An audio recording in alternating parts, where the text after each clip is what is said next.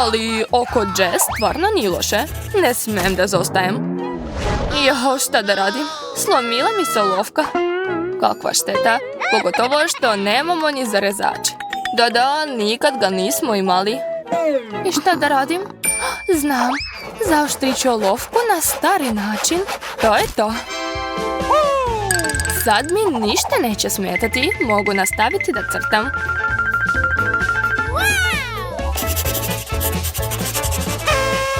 Skoro ste završili, a ja još ni krug nisam nacrtao. Ne ide mi.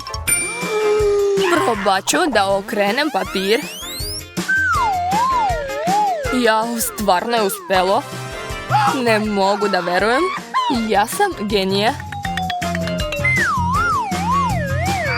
Izvini, slučajno nisam htjela. Šta si uradila? Upropastila si mi crtež. U redu, onda ću i ja tvoj pokvariti. Prestani da me guraš, Zak. Eto ti, tako ti treba. Ja, svađaju se kao mala deca. Baš tako. Tišina. Ovdje vam nije dvorište da se tu čete i raspravljate. Usput,